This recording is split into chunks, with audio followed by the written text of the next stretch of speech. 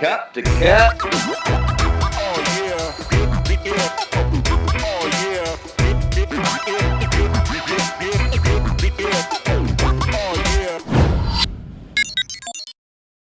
Yeah, that's all correct. Yeah. So yeah, I'm a soldier, but I'm with the reserves now. So there's a bit of a difference. I was 14 years regular in the Airborne forces.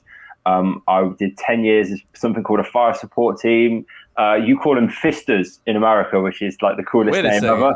Yeah, that's what they're called. Okay. Yeah. I was an airborne soldier in a fister, but FFT we call him over here.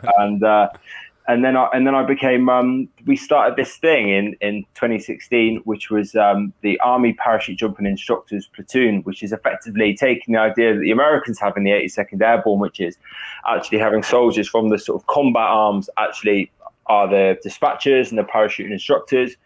So we kind of replicated that idea and said, well, what if we make sort of 8 soldiers we pick from the Airborne forces that become parachuting instructors? And I got picked. I got asked to do it. I'd had a bit of time off of work for my own mental health, and I needed to sort of recalibrate. I spent 10 years, doing operational service in Afghanistan, and I was holding on to a lot of childhood stuff. So I then went and became a strength and conditioning coach at a National League rugby team whilst I was sort of recalibrating myself, and then work sort of turned around to me and said, would you be interested in doing this job? And I was like, oh my God, yeah. And I've really, to this day, I'm really thankful to my regiment for putting that kind of faith in me, because really they had a lot of ground to not to. I was in a lot of trouble. I've been in a lot of trouble with the law and stuff as well. So I managed to actually really turn things around and went to this Army Parachute Jumping Instructors course at this parachute training school the other side of the country, and just loved it there. Wound up breaking 2 world records whilst I was there, joined this really, really successful rugby sevens team. And we broke the world record for the longest game of rugby sevens. We played rugby for 24 and a half hours straight. What? No, right? Yeah, and then we did the same again a year later in rugby tens. So we broke the world record for the longest game of rugby tens, which is 24 and a half hours straight. But, I got to play rugby sevens against, like Italy, Switzerland, played against Afghanistan, played back against the British Army, played some really, really pro level rugby. And it's actually whilst I was here that I was using the skills that I'd learned at a National League rugby team, skills of coaching and mentoring and emotional control, to help sort of the young lads that were the rugby team there, because some of them went on to go play professional clubs. And I was using those skills, but in a parachuting context. So young lads, giving them breathing techniques and calming them down, and sort of let's do a little bit more about goal setting. Let's do some visual rehearsals of the parachuting. Let's do some breathing techniques to keep you calm. And then I wind up writing off to Army headquarters, which was a pretty punchy thing to do, considering I'm just a full score.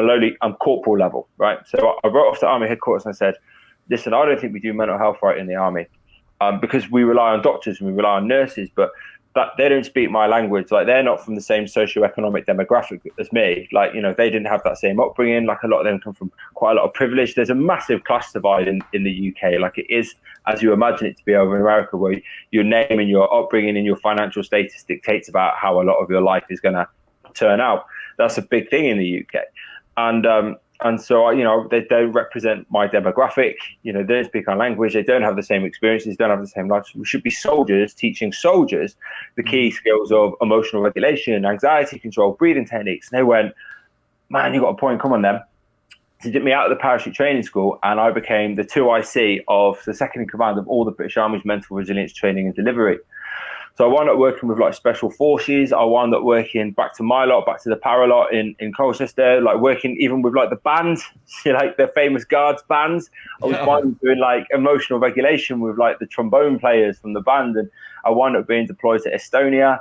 And then I wound up, just delivering pre-deployment training for special forces, teaching them mindfulness and stuff like that. The whole time, now I'm developing my academic status. I went and studied sports psychology, and then I was doing mindfulness and suicide prevention, mental health awareness training, all this kind of stuff. And just I got to a kind of point in my career with the military whereby I really needed to progress, because I needed to promote further. I need to now become what's called a senior, so a sergeant in the British Army. And the problem was I'd been doing all these jobs, but nothing that was furthering my trade. so nothing in my regiment stuff. I'd gone away, become a parachute instructor, and then went and did the mental health stuff. So they said, listen, the only way that this can actually be facilitated would be for you to return to your regiment for a little bit and then come back. And I said, that would be madness for me to go back. I've been away for nearly 5 years. So thank you very much, everybody. I'm going to make it on my own. And then COVID-19 hit. So we're now going back like a year and a bit ago, and COVID-19 hit, and they said, you can stay in if you want, like we'll give you an extension. And I said, no, I'm going to set up my own mental health consultancy and see what happens. And I started then performance coaching for the Paralympic rowing team. And then I started performing with like other national teams, other rugby players, other professional boxers. And then I was getting more and more involved because there was this massive spike of vulnerable veterans who relied on veteran services, but couldn't now receive those veteran services because of COVID-19. So then I took on board loads of veterans, and I'm studying the whole time. And then I got accredited as a psychotherapist. I finished my final advanced psychology course to then become fully accredited as a psychotherapist. And then I got recruited by this massive mental health provider. And then I'm now the mental resilience coach with them for Police Scotland. So like the entirety of Police Scotland, I do mental resilience training to. And then there's other uniformed services who are now going, this is fantastic. How do we get more of this? And loads of things are just... What supplements do you take? Because I want your energy. Bro. You know what? The funny, people ask me about it. The funny thing was when I met Leah, I was a parachute instructor, right? And my days consisted of parachuting, bowling. I was, just running about, playing loads of rugby. And then she was like, oh, you're having fun, are you? Right, that stops. Bro, like we were talking about earlier, man. It's 1 o'clock your time. We were talking about 1 a.m. He was adamant. He was like, no, I can make it work. Don't worry about it. We can do it at my time at 1 a.m. Ridiculous. And this man is more wide awake than I am at 11 a.m. 100%. After 3 more wide awake than I am at 8 o'clock right now. I asked him. He said, it was like, I'll just have a cup of tea. I was like, I need to get on this tea stuff. Yeah, give me some of that tea. I need that tea. Yeah, do you know what? It's not it is stereotypically British, but I have actually got a cup of tea here. It's literally what we're rolling with. I like the stereotypes. It's perfect. Yeah, whatever's in your tea is not in the tea that I'm drinking. So. I love how in England too, like no matter how like manly of a man you are, like there's the cup of teas, like the little cups that they have are just like, the cutest little fucking things too. But yeah, so like how do you stay I don't like. Do you have free time? Like I don't understand your schedule. We do. So like I think it got to a point with a lot of the mental health resilience delivery that I was doing for the army that it got really quite intense at times. So I've got a reasonably large social media presence, as you see, and I'd have like quite a lot of guys approach me. When I was doing this, constantly. So it was Monday to Friday delivery, and it was like I was delivering like an 8-hour program. So you're on your feet and you are teaching 8 hours a day, but then you're getting the messages on social media from either people who've just taught or from people saying, like, I would literally have messages that would just help me. Yeah. And so I'd be looking at a guy's Instagram profile, trying to work out what regiment they were in so that I could ring their welfare team. So I could say, who is this guy? Is everything okay? Yeah. So it was this huge amount of emotional responsibility and a huge amount of pressure. And so I kind of made this agreement with Leah that when I was out, because we decided, look, enough is enough. Like, if I'm not going to progress, then I need to progress myself. And the reality was that we said, listen, I'm going to try and take 1 day a week. That's like our day. That's a day for me and Leah. Because one of the things that I wasn't very particularly good at that point was establishing those sort of boundaries and saying no. Like I was just, everything was yeah, I can do that. Yeah, absolutely. I'll help you. I'll do this. I'll do that. And the other. And the reality of that is it's exhausting. We all need to learn to establish boundaries better, particularly with work, right? Because it's so easy to just say yes because we think we have to, right? Yeah. So then we take a day and Leah and I are off. She's off eating donuts tomorrow for Tim Hortons. So I'm off with her to Tim Hortons tomorrow. We're gonna. Oh yeah, for everybody, Leah. So for any new listeners, we had Leah on. Oh, actually, I think it's like right around the start of the COVID. I think she's the world record holder. She's the superhuman eater. How I like to explain to people, she was one of the best guests we've ever had on the podcast. But you easily, you guys been dating for a while, right? Yeah. So like I said, 2.5 years knocking on now. So like she met me I was at the parachute training school. She I like telling this story. She's always like rolling her eyes at it, but it took me a year to get a date out of her. So I approached her a year and said, listen, said, listen, like, you know, I really like what you're about. Da-da-da, social media, seen a couple of her videos, and, you know, she looks a certain way, obviously. So I was like, damn, all right, okay. So I said, Leah, do you want to go on a date? And she was like, oh, no, thank you. Excuse me. And she's like, listen, like, you're a soldier. You've got the whole cheeky lad thing going on, and that's great. That's great, but I'm not into something casual. And I was like, no, I want to go on a date. And she then just ignored me. And then I was like, oh shit, like this isn't happening. So then finally she just straight up just was like, nah. And then after like a year of, you know, fairly continuous trying, she went, you know what? This isn't going to be anything romantic.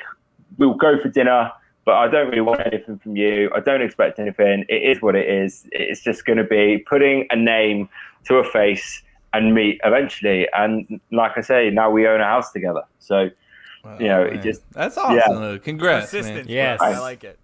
Thanks, yeah. Persistence is key. For sure. Within a limit, though. Like, if a girl says, message me again, I'm going to call the police. That's kind of where you got to draw the line, lads, you know. For sure. Yeah, don't turn up at her house, you know. So give me a taste of kind of what you mean by... So your big thing on Instagram that I've noticed is called Minefield. Right, yeah. So what's that all about? Well, that's kind of my brand. So Minefield is the brand and the name of my my company. So what it's based around is the idea that I'm not a big bullets and biceps guy, right? I'm not like, there's a lot of guys out there, a lot of, you know, like US special forces, and some of them are like really, really incredible human beings who've got amazing stories. And we've got like some SAS guys who run like really fantastic resilience and wellbeing workshops. And it's based around that idea, you know, they've got this incredible military experience and this is what they're about. But for me, like, I don't really do that. Like, I'm not a bullets and biceps guy. You know, I did my time in Afghanistan, and I had a military career, and I did some cool jobs in it. But actually, it's just based around the whole lived experience of it. So I kind of combine that military element, but it's mainly about how human it is. You know, when I talk about fear, I talk about, like, when I was in Afghanistan, like, I was scared. Like, I was properly scared a lot of the time. And because of that, I then use that when I talk about fear and fear management. I'm not talking about times when I wasn't scared. I'm not talking about kicking down doors and shooting bad guys. I'm trying to make psychology and the models of psychology and the ideas of psychology accessible to people like myself, who never went to university, who never had a higher education. You know, I think that I think in America you'd call me like a high school dropout. I think that's how it works. I'm not really sure, but like, I left, like, we call it like secondary school here. That I left secondary school with like next to nothing to my name. So I try and make like psychology, the sort of models and ideas of it accessible to people so that they can, you know, it's something they can find relatable and understandable and human, and we can talk about. And part of that is the fact that I make these Minefield videos, which, as you see, are like a couple of minutes long, if that. And it's just taking a very simple idea within psychology, sort of behavioral psychology, which was a very measurable form of approach to psychology, which is stimulus, response, reward. Okay, and that's sort of how operant conditioning works. So, right, okay, well, that's a very measurable output. Let's talk about that. And so we see that all the time with kids. A child behaves in a certain way, so they get a response from it, and it's either reward or negative. And actually, how can we then apply that? I take these processes, these ideas, these models, and I just explain them. Explain what would be like a 3-hour lecture, try and condense down to like a 3-minute, and say, well, actually, what's the cognitive triad of depression? Well, the cognitive triad of depression is effectively if you feel really shit about things in the present, and you think really shit about things in the past, and you think about things really shit in the future, then that's kind of what depression is. When you can't see an escape from your current situation because of your past and because of what you perceive your future to hold. That's the cognitive triad of depression. That's all that is. Now, that's like a month-long. How did you say that so fast? I'm just blown away by this right now. I'm sorry. It's the speed and like the confidence you have when you pitch this. I'm just like, I couldn't, like, if you said tell the ABCs as fast as you did, I'd fail on it. Like, that's what I'm saying. It's impressive, man. I actually pulled a soundbite. I think it was one of your latest ones on breathing. I think it was like the box breathing. Yeah. Let me play it. It's like I only took a short clip of it, and we can talk about that, because like I actually do this all the time, but I did it for a different reason. I didn't realize people did this for this reason. Hi guys, welcome back to my IGTV. So what we're going to talk about today is box breathing. Now, box breathing is this technique that was invented by the US Special Forces, okay, and effectively they do it to calm themselves before they go and do some fairly anxiety instigating exercises. The one where they drown, I think, is pretty much the famous one. The US Navy SEALs have their hands and feet tied together, okay, and they're thrown in a pool, and they kind of sink to the bottom, and they push off the bottom of the pool, they get to the top, they take a big gasp of air, and they go back down. So the key is to be as relaxed as possible before you get in the water, okay, get your heart rate calmed right down. And actually, it's really, really good for calming that anxiety, okay. And what we're doing is we're trying to instigate something called the parasympathetic nervous system, okay, which is going to calm the physiological response of the body. We're going to get lots of oxygen to the brain, which is going to make the transition of energy from the amygdala, our emotional fear center, to our prefrontal cortex, our reasoning, our logic. That's going to happen a lot easier. And we're going to try and stimulate something called the vagus nerve at the back of the throat, big deep breaths, okay, and that is going to allow us to calm ourselves down. So that is kind of the point of box breathing. And also, because there's a little bit of visualization that goes with it, it's kind of like a little bit of mindfulness in the fact that we're just focusing on making this box shape and we're not focusing on the thing that's making us anxious. So we're concentrating on the present moment and on our breathing. Okay, to do that, you have to do, okay, sit with your feet flat on the floor, okay, with a good posture as possible. I don't have a good posture, so just sit so it's comfortable for you, okay. Try not to be in an uncomfortable position, and all you're going to do is breathe in for 4, hold for 4, out for 4, and then rest for 4.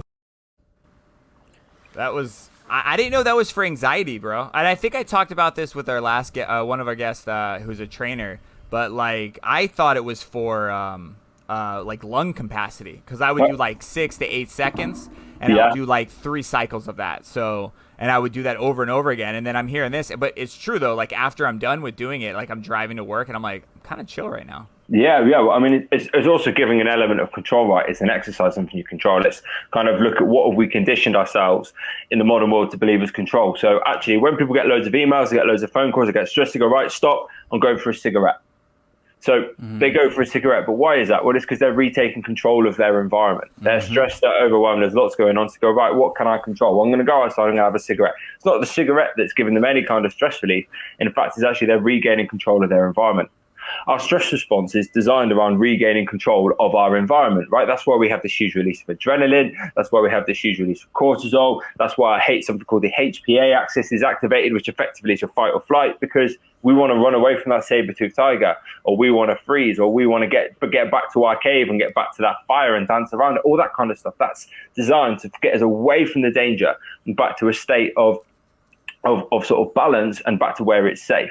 So that's why we go, too much stress, I'm going for a cigarette. Now, obviously, that's quite unhealthy, because a cigarette, first of all, is unhealthy. And second of all, as far as coping mechanisms go, that's an emotional focus coping mechanism. So there's 2 types of coping mechanisms, right? There's an emotional focused coping mechanism, and then there's a problem focused coping mechanism. And if it's problem focused, that's the far more healthy one. Just go, right, I'm stressed. Okay, I'm going to box breathe, and I'm going to start answering some emails. I'm going to box breathe. I'm going to start tidying up. I'm going to box breathe. I'm going to, whatever it is that you need to do that's going to solve the source of that stress. So when we teach box breathing, it is about filling the brain with oxygen, stimulating the vagal nerve at the back of the neck there, and instigating the parasympathetic nervous system, which is the opposite of the fight or flight. It's the rest and digest. It's calming you down. And not only that, you are focusing on something, okay, other than your stress. It's going to calm you down, put the control back into the prefrontal cortex, your conscious thought, and you're not going anywhere. You're managing your stress in the moment, and you're going to deal with it. And you're absolutely right. You know, people do a bit of box breathing with them and they feel fantastic. And actually, it's a really, really effective method. And there are lots of different types of methods, but that's a really effective one.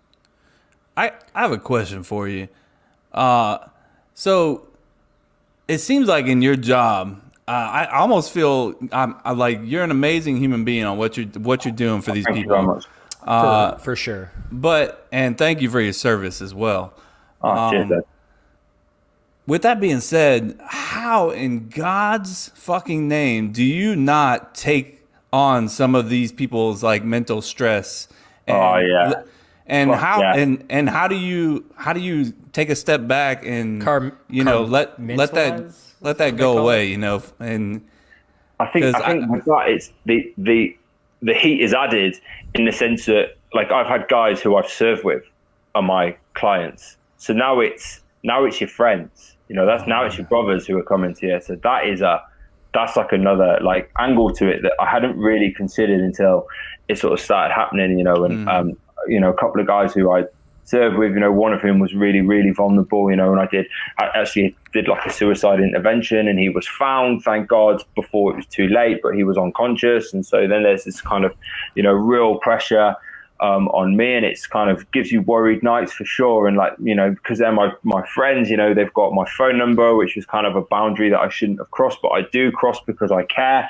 So how on earth do you do that? Yeah. And, there's an element of mindfulness and breathing that comes into it for me, but there's also an element of understanding that this is a phase that people are going through, and this is a difficult time in their life to go through, and what they need is that support. And so the way that I don't carry it is to sort of almost undertake that idea that it's the sort of big brother mentality, not like the 1984 George Orwell negative connotations. Like, I'm not Mark Zuckerberg in them. Like, I'm saying that I'm like their big brother. That's how they see me. So then they can come to me like that, and I can look after them, and I can help them as best that I can. And I have thankfully got some really fantastic mutual support in there, not just in the fact that Leah is fantastic with me and helping me with this, but a charity was set up by a guy from my regiment as well. And I can turn to him. He sort of has like this huge logistical thing in place. So if people need funding, if people need adult social services, if people need emergency housing, like, we've got the infrastructure there set up to help them as well. I don't take these people on full time. So we find them local therapists. They have something called the Armed Forces Covenant. Okay, so they are entitled to get NHS. So support 24 hours a day, they are entitled to get that. And so someone can come to me in a real state of distress, and then you've got to calm down, find out where they are. At the same time, we've got other things becoming involved. I've been on the phone to pull a bloke on one, and adult social services and police doing welfare checks on the other. So we then get these people looked after properly by the proper agencies. A lot of the time it's more about signposting, about getting the proper people involved, for me. And then 6 months down the line, and it's sometimes it's 6 months, sometimes it's longer than that, sometimes it's even less than that. They're saying, I feel completely different. They come to me a couple of times a week, and we talk things out. We talk for a couple of hours, and we do a video chat, we do some practices, we explain some ideas, and they're leaving. They're going, Jim, like, I feel like a completely different person, and thank you so much for everything you've done. It's been amazing. So it's about understanding it's a process and it's a journey, and that people are always going to be all right in the end. And if they're not all right, it's because it's not the end yet. And all I'm doing is I'm trying to guide them towards getting there in a balanced and healthy and fulfilling way as possible. But yeah, it has been tough sometimes. When guys want to talk about trauma that I was there for, that could be a little bit, difficult. Not like they're there as such, but as in I know all the people, I know the context, I know the environment, I know what it is they're talking about. It can be difficult sometimes, yeah, for sure. I mean, but the sense of accomplishment of not necessarily accomplishment, but actually like saving somebody's life, like turning their life around. I mean, I couldn't imagine.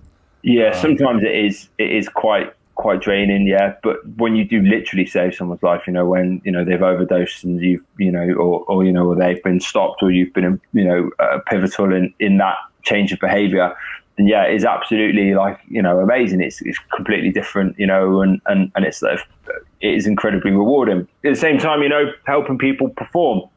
There's people who I've helped. We've done key psychological skills, and then they've passed basic training, or they've gone on to and achieved the things they want to achieve in their personal lives and in their careers. And there's things that they've done and places that they've gone, and it's been really, really amazing.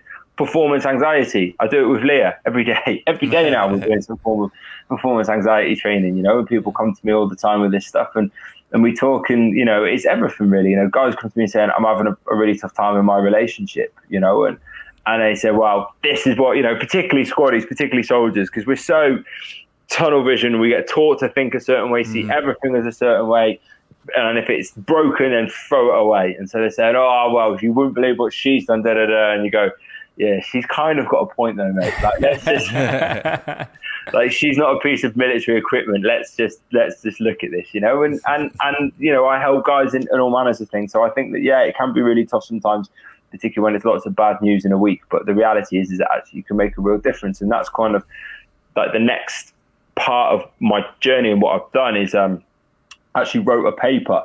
So a good friend of mine is like he's like really successful bodybuilder in the UK, and he owns like a really fantastic gym, and he's a really fantastic guy. He's ex-police himself, like an amazing bloke.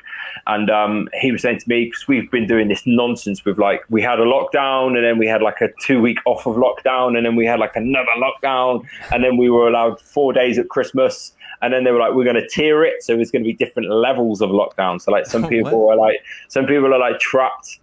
I say like we were trapped like rats, but rats are harder to trap. So we were trapped like parrots, and then these different layers are like. So it was really confusing, right? So I said to this bodybuilder guy who owns his gym, I said, this must be a really difficult time.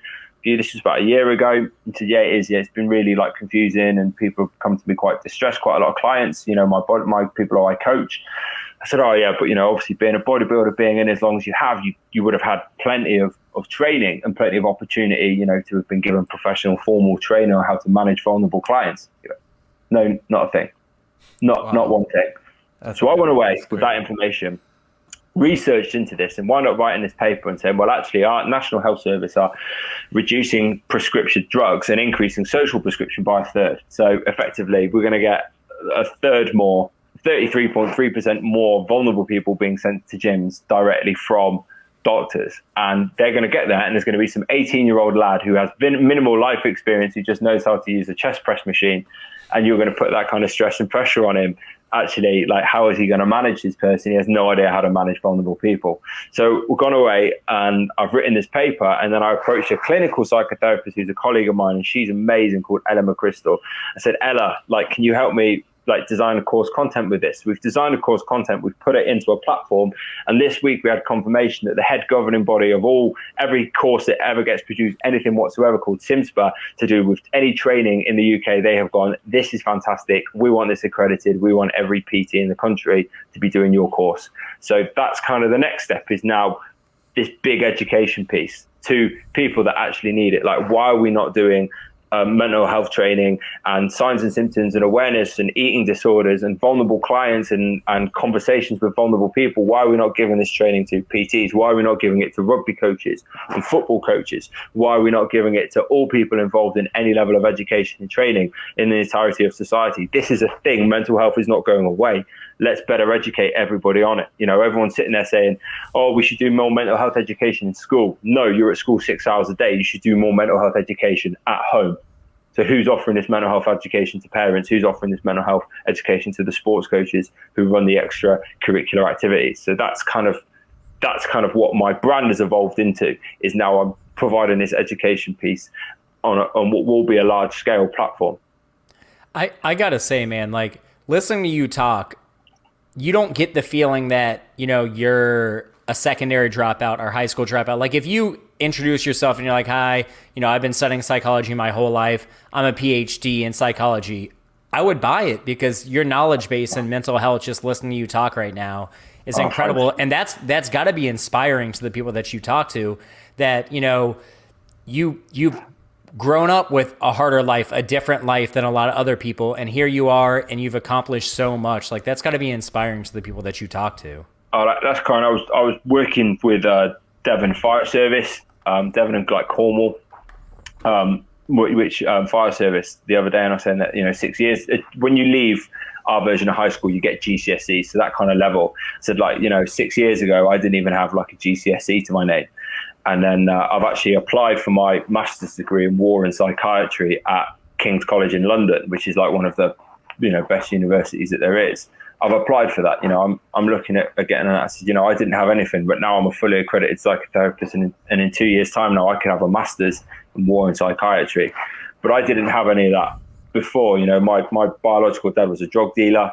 Now, he went to prison when I was 13. In typical story, I joined the army because I was homeless. And that was the reality of the situation. I didn't have any education. My mum used to say to me, and this isn't a reflection of my perspective on this at all, but she used to say to me, the only way you're going to go to a university is if you're going to go there to clean toilets. But I actually get to lecture at Oxford University. So at the Oxford University, I went in to lecture on military mental resilience and what that looks like. So that was kind of like my big fuck you to like that. Yeah, it was actually awesome, like I didn't go to university as a student, but I went there as a lecturer. So, but it is just all about that conscious decision making process. I wouldn't be as naive to say that it doesn't matter your background, because of course it does. Your environment massively shapes who and what you are, and actually the people you spend your time with and your early childhood experiences are massively important. But you do have an influence over that decision making process. Like, we are able to say, do you know what, I want to choose better. Like, you change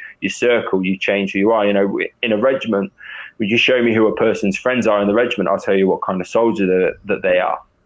And in the same way that, people's upbringings, people's backgrounds, we have this huge thing in this country with the working class, and they've kind of been demonized. Like, I'm part of that working class who's been demonized, particularly by British media, and particularly, people who perpetuated that, like Piers Morgan. Sorry about him, guys. Like, I know that we sent him to you for a little bit. We sent him you chewed him up and spat him back out, and then we're like, oh, fucking, we're gonna have to deal with him again. And then they put him on telly. He's been took off telly now, thank God. But like, he had this massive platform, and he used to talk about benefits cheats and people from council estates like it was a really negative thing.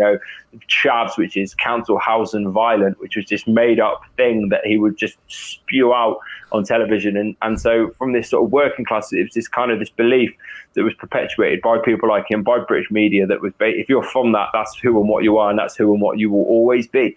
And like, I refute that, but I also understand that it is massively difficult to break out of, and I didn't ever really break out of it. Let's be honest, I ran away. Like, I ran away and I joined the army. The army provided me with a platform. I didn't make my way out of that difficult environment. I simply ran away from it.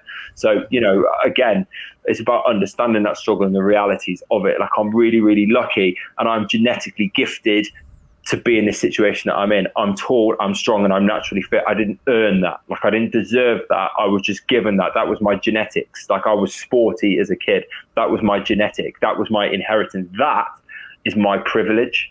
I didn't do anything for it. I don't deserve to be tall and fit and strong, but and because of that privilege meant I got to go to the army, and meant I get to go to a certain regiment, and it meant then that I got picked for sports and picked to do things, which built my career, which built my self-efficacy, which built my confidence. And then when the time was right, I applied that to my studying, and then I started to learn.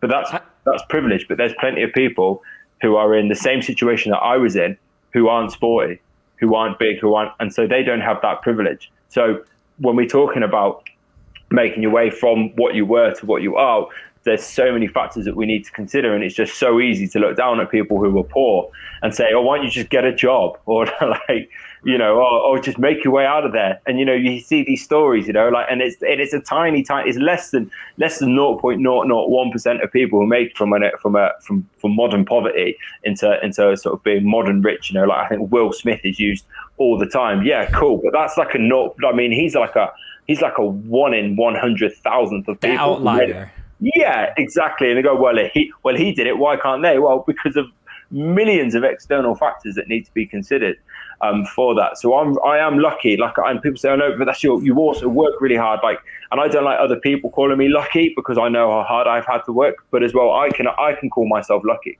Like, I am lucky. I was offered circumstances that were simply, I was stood in the right place at the right time, and I was the right person. And I went, yeah, I'll do that.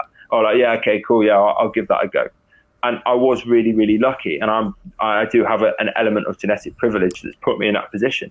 But yeah, I mean, it's not that I'm refuting your or rejecting your compliment. Thanks very much, lads. I do really appreciate it. But I am lucky. Like, of course I am lucky, and here I am.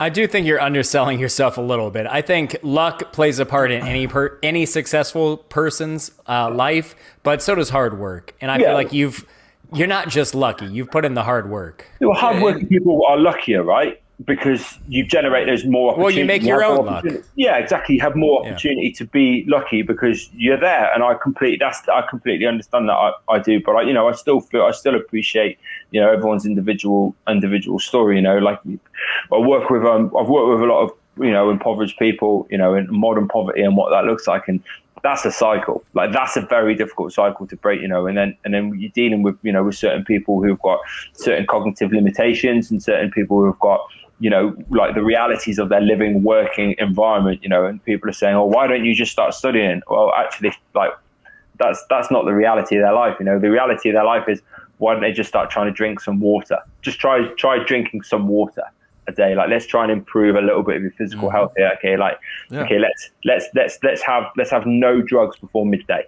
That's what that's your thing. You're not going to smoke any weed before midday. And that's the kind of the reality of the situation that these people face. And it seems like people see, oh my goodness, how can people live like that? Are they ridiculous? Like, why don't they change it? But that's your privilege. Like, you grew up in an extremely supportive household. You grew up with both your parents. You got an education.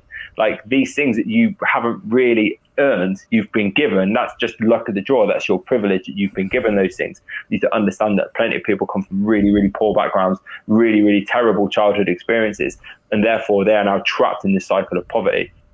So for me, I mean, I joined the army, I ran away from it, and that afforded me this platform. And I for that, I appreciate how lucky that I am. But yeah, no, thank you very much. There is also a huge amount of hard work that's gone into it, and it would have been, I think, easy at points to roll over and play dead, and certainly like really, really tempting at times to just roll over and play dead and go, do you know what? I don't want to study. I don't want to read. I don't want to do this anymore. But I've got Leah, and I've got like a really wonderful little girl as well in my life. I've got a daughter, so it is, those motivating external factors. It's not all intrinsic, Yeah.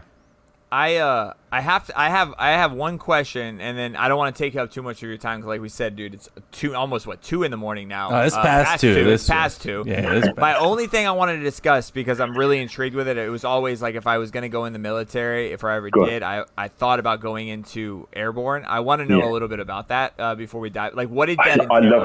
Is it the stereotypical lifestyle, like where you just jump out of the plane with a parachute and you just kill people? Like, what's going on? No. So I have to admit, I've worked with the 82nd loads and loads. In fact, one of my closest friends is an officer in the 82nd Airborne. In fact, I'll give him a shout out now to Eric Forsgren, you absolute skinny legged legend. Like, what a great guy, like unbelievable. And I worked a little bit with the Americans in Afghanistan, which came with, it was great fun, like great guys. And then I went on this exercise, right? So we went on this thing called Siege OAX, and it was like the biggest jump that the British Airborne had done since, I think, like 1996. Okay, and it was amazing. There was like 3,000 blokes in the air. It was one of the best. Yeah, it was just your parachute opens, and it's just one of those things you never forget. And I was like, it took us like 7 hours to get all these 20 odd aircraft, in the air, in the line. And by this point, people were being sick, and you had dead legs, and the red light goes on, and I'm stood, and we've been loaded in the aircraft the one way around. The heavier the kit, you're supposed to be closer to the door, but we were at the back. Turned to the blokes, and I was like saying, just get to the door. Get to the door, and they're sick everywhere. It was amazing. And then I landed, and there was so many like injuries, and and I was packing my parachute away, and then there was because your parachute inflates on the ground, right? So you get dragged if you don't pop your parachute, and this parachutist goes past me in the night, unconscious, being dragged by his parachute, and just off he goes into the night, and you're like, oh no, like where did he go, like that, and then you're like, I'll just carry on packing my own thing away. Like, someone will find him. He'll be. I'm sure he's okay. Like that, and you just carry on. Like, oh my god. So there he goes in the night. Oh my god. And then you put your stuff away, and it was just fantastic. We're having like a really great laugh with the Americans, and it was just fantastic. And I went back out there and did some more work with them, and even I just had the best time with the 82nd Airborne, like so accommodating, like such good lads, and because we'd worked together on operations, and how closely we'd worked from Iraq and Afghanistan together. There was this really sort of close relationship between the brigade, and there was a big boxing fight. We did a big boxing night. It was 3 Para, which was the sort of infantry battalion that the battle group was supporting against the 82nd Airborne. So we have like a real boxing pedigree within the airborne forces, but particularly within the infantry battalions. Like, they are fantastic at it. So it was just fantastic, and I love working with the 82nd, and some like the running and the singing that they did. I wound up doing the mic to mic half marathon there. So a mic is like, we call them toms, but it's effectively just a one-time private soldier. So I have a statue of this Vietnam mic outside the Airborne Forces Museum, and they've got another statue of a Mike, so a private soldier from Afghanistan, in the centre of Fort Bragg, and they're actually 13.1 miles apart, right, a half marathon distance. And so what they do every year is to sort of, as a commemoration of all the soldiers who have been lost on operation since then, you start at one in town at the museum, and you run the 13 miles. Now we put a little team of guys together, said, listen, like we know that this isn't about us, but we want to join in. We've been there with you, we understand. We'll put our Bergens on, so we'll rock it. We call it tab. You pull your Bergens on, your kit on your back, and we'll sort of run along. And it was one of the single best experiences in the army, like ever. Because how much weight is on your back when you're doing that? 44 pounds.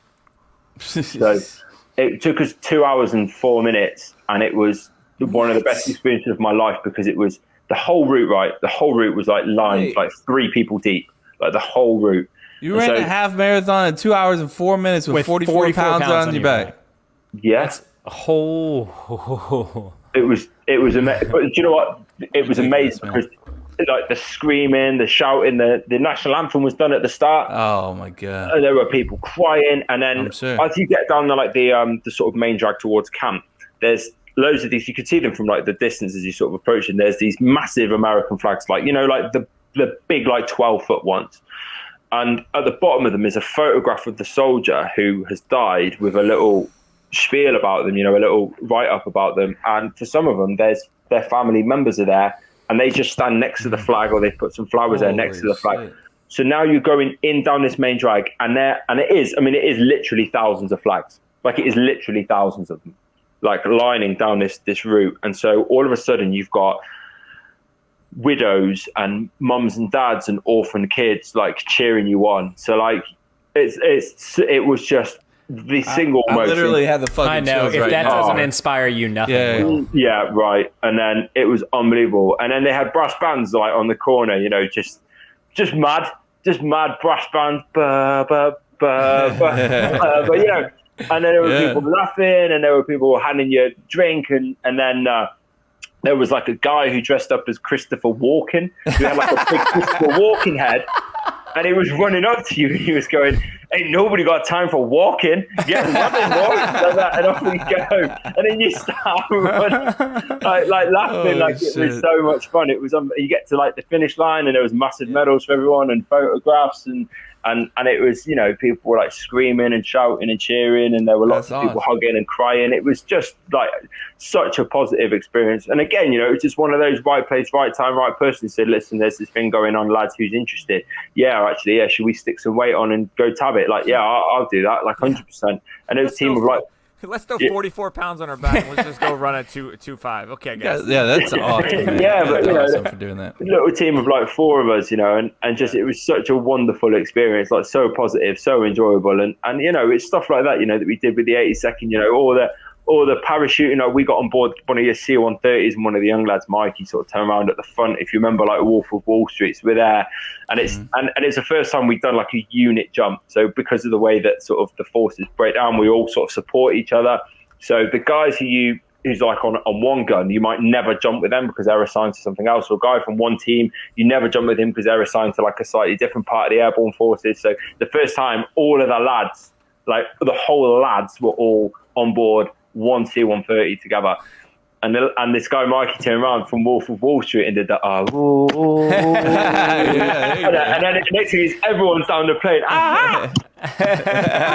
like dancing about this plane, and then out the door we all went, and just what an amazing experience. Yeah, it was fantastic, and I really enjoyed it, and I love working with the 82nd. I've always loved working like with sort of the Americans. That sort of infectious optimism that often becomes, and I know that actually, some people would suggest there's negative connotations, but actually from a sort of psychological perspective, what the Americans do fantastically well is measure unit morale, and actually what are they doing and how are they doing it. And people would say, "Oh, we could be doing it better." Yeah, you could always be doing it better. Right? I sat on chaired this thing where we had to talk about, you call it the DFAC, we call it the scoff house, where you go for your food and what could be improved, and kind of the point that I took from it was that men could be hand-fed grapes by topless models in the Scoff House, but they would still complain that the chairs are uncomfortable. But like the military is one of the best experiences, and doing that 14 years, and I still do the reservist stuff, and I mean the reserve unit that I'm with, for para, they're off to America to do an exercise again, and I was invited on that, but I can't because obviously my job and clients and stuff. But the reality is I imagine I will be working again with the Americans at some point in the future, and it's been like a real pleasure to do so. And as the APGI's formed, we had the head of the commander of the 82nd Airborne visit the UK, and they took him to the parachute training school, and they went, Elliott, show this guy around. So I wound up showing the commander of the 82nd Airborne round, and he was just like the nicest guy, and was teasing me no end, and was giving me yeah, you ain't fucking about with that Superman chin, are you, boy? Thanks. Yeah. Anyway, this is what a parachute flight swing looks like. And so he was, great, like a really positive experience. I've loved working with the American military. I really have. It's been so much banter, so much fun.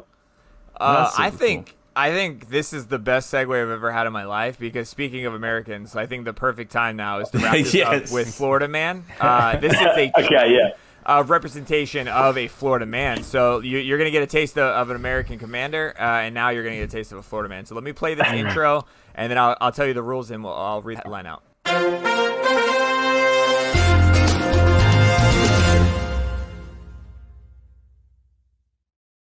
We get fancy. Gators and weird shit. I love it. That's Florida. All right, so the premise of this game is pretty simple, man. This is an actual headline from a newspaper or a news outlet, and it's about a Florida man doing something. So what I'm going to do is I'm going to read that headline with a blank, and then I'm going to have you guys try to fill it in.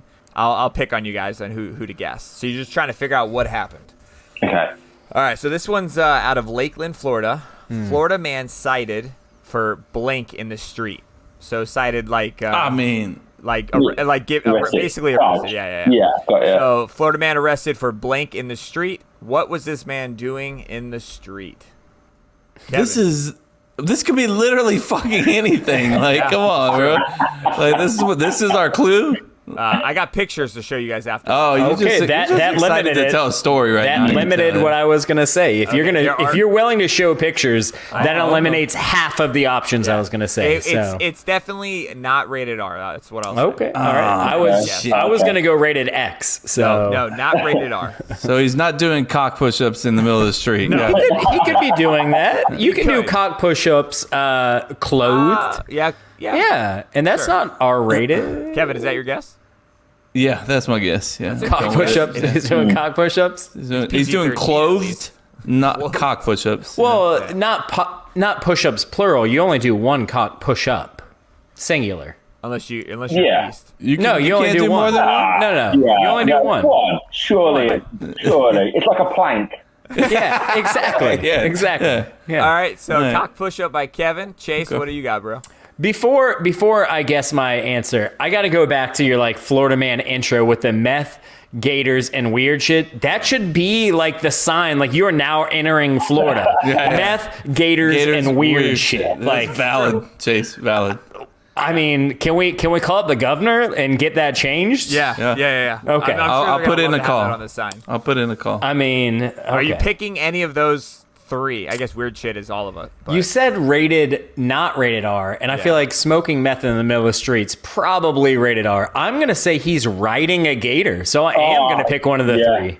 I like it. See, I would have gone for that. Yeah, you can pick the same one. It's all right, man. No, come on. How much of a cop-out would that be? When what's the one where they have to guess the price or something, and someone goes, I think 400, and then the next one the goes, price is right. 401. The price is right. Yeah, 401. It's a smart you, all right? It's a smart way to go, but it is a bitchy way to go out. It is. Sure. Yeah, it is absolutely. So, Florida man cited for in the street, and so it's not rated R, so it's not a cock push up, and he's not taking drugs. And we've had, because I was going to ride in a gator, because that's, for me, that's like the mad shit that goes on in Florida, isn't it? From a British perspective, Like Florida is like the epitome of every stereotypical American. Like, there's a guy doing something fucking mental. Yeah. Like there's no genuine explanation for that. We're crazy over here. Yeah. But I don't know. I'm gonna go with dancing in the street. I mean, we arrested for dancing in the street. Okay, Dancing, man. a little dancing. Like it. Let me read the story in the headline. This Florida man was cited for eating pancakes in the middle of the street. Police first pulled up a received chair. call. Yeah, he received a call on Tuesday morning about a man sitting in the crosswalk of a busy intersection. The caller said the man had a small TV tray in front of him and was eating what appeared to be pancakes. Police say he admitted he was just trying to pull a prank. Hey. Yeah. Jokes on him, really, but okay. It looked like he had a fork in his hand, but he was still eating with his hand. But the table, the plate, the syrup, he put on everything. That's a big thing of syrup. And those pancakes look damn good too. Let me just say that. But like, why? Like, there's not a justification. Like, you say it's a prank, but like, that's not.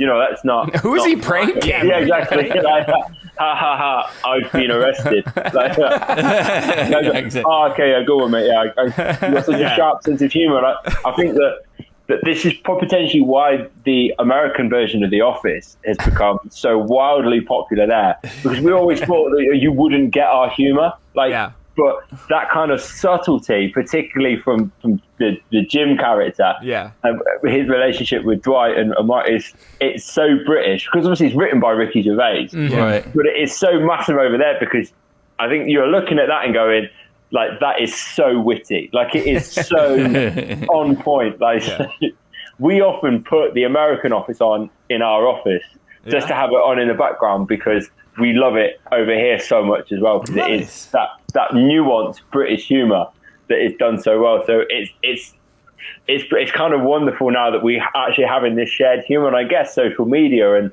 the ability to communicate better is part of that, and actually that we've got this shared sort of nuanced humour. So now when you see this mad shit in Florida, it's kind of nice to, like, you lot kind of almost say it like a British, like, ugh.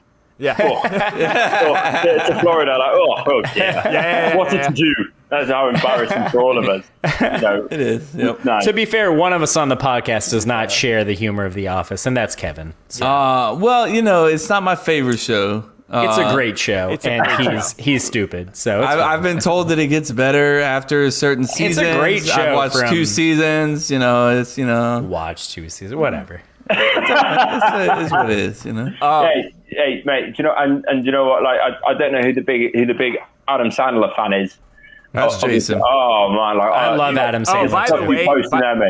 By the way, James, you and I are the one that talk all the time on the podcast. Like, that's me. I never introduced on that. Like that Adam Sandler stuff you put up is Adam Sandler's great, bro. Oh man, Adam Sandler, unbelievable. But again, for me, that's like kind of American humor. But he does it. He does it so well, right? He does it like, and when you talk about like the bad Florida shit, like that's what he kind of emulates, isn't it? He does, a lot of stuff. Yeah. But like, it's Florida based. But yeah, unbelievable. Like, some of the stuff he's done has been top quality.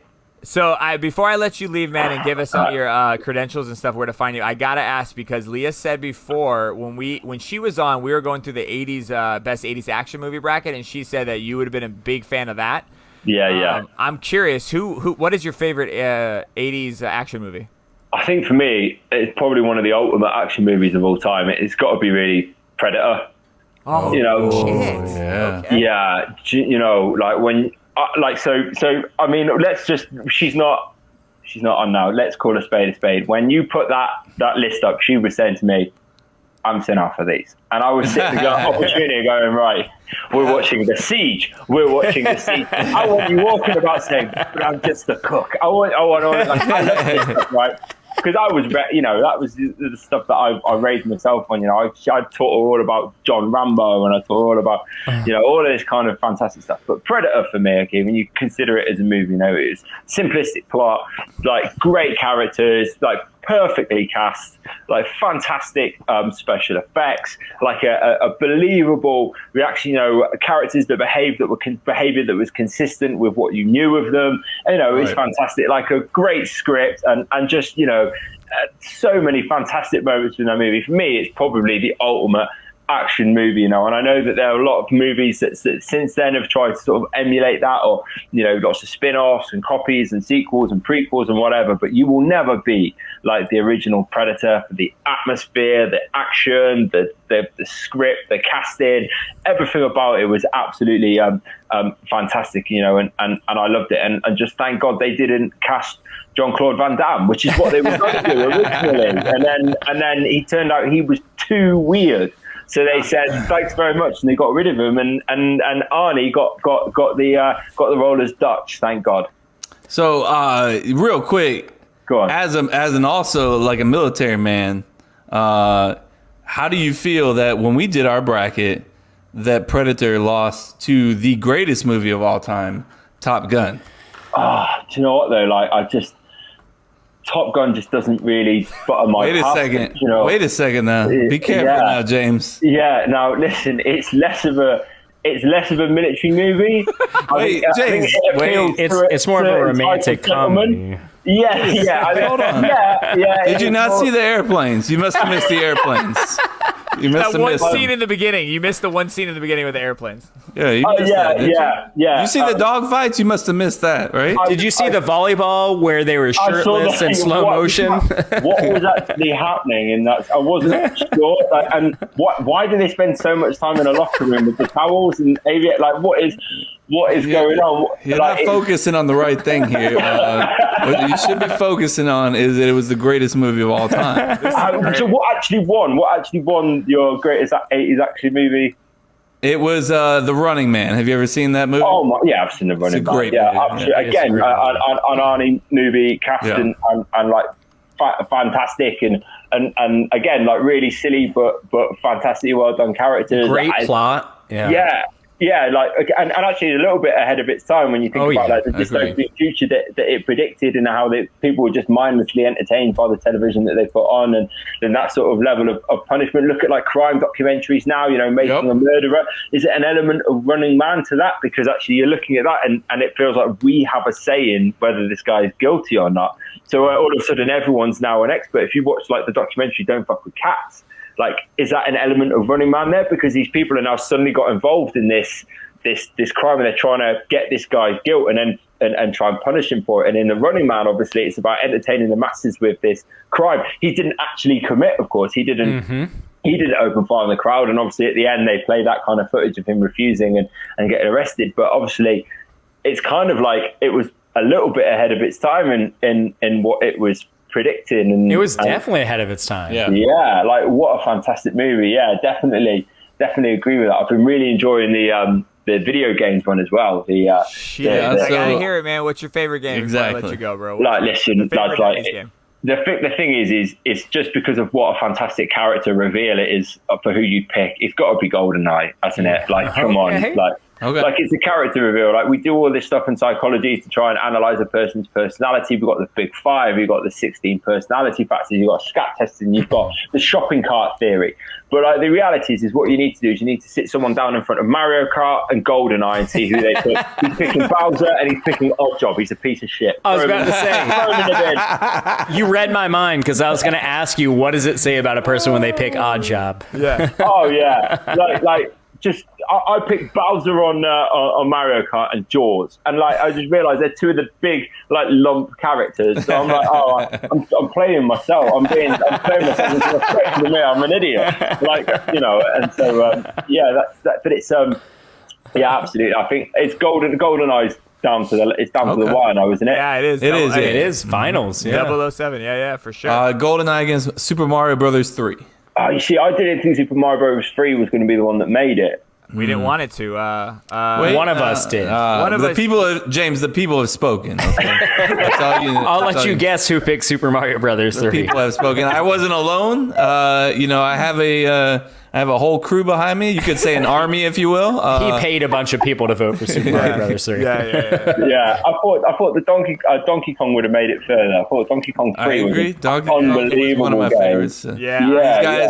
These guys had Tony Hawk taking out Donkey I like Kong. Tony Hawk. Tony Hawk's a great game, and I'm not going to apologize for that. The soundtrack though was what made the It's game. amazing. Though, wasn't it? Like It's the best amazing. soundtrack to a video game. You know, you think It about really like how, is. that pop punk that like revolutionized in the 90s. You know, in that time, and then Pro Skater comes out, and it's just literally a catalogue of all of those great songs. So when you're listening to it, you're actually, I think you're kind of taken away from the fact that there is definitely no It's a plot shit to the game, game whatsoever. No, It's a Yeah, great exactly. game. It's a great game. It is a great game. It's a great multiplayer game. Again, that's where Donkey Kong 3 falls down, of course. It's not a multiplayer. It's true. But yeah, perfect, lads. Yeah, I enjoy watching it. My money's on 007. All right. I like it. I like it.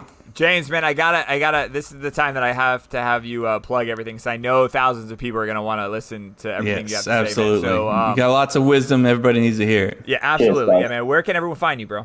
The best place is on my Instagram, which is James Elliott Official. So if you go on there, you'll see James Elliott Official. I'm Resilience. I'm the only one. And yeah, so just look me up on Instagram, James Elliott Official, and you'll see me and all my stuff. And I do my best to try and reply.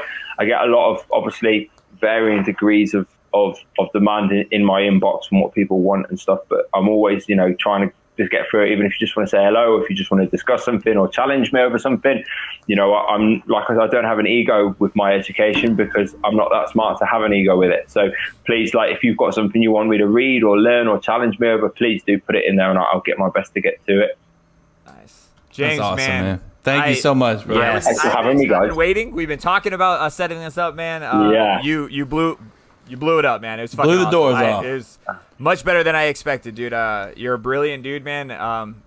And I appreciate you making the time, dude. Literally the time. 2:00. Literally the time. Yes. Thank you for making. Get some sleep, Yeah. James. I would say get some sleep, but I can tell this guy doesn't sleep. He doesn't sleep. No, I had an hour or so before I came on, and so I'm gonna jump back in now and sleep through. But yeah, All right, thanks man. so much for having All me. right. lads. Thanks, Yes, James. Take Thanks for care, coming James. on, man. We'll talk. Thanks so much, brother. Bye. Thanks, guys. Later. Take care. Okay, bye bye.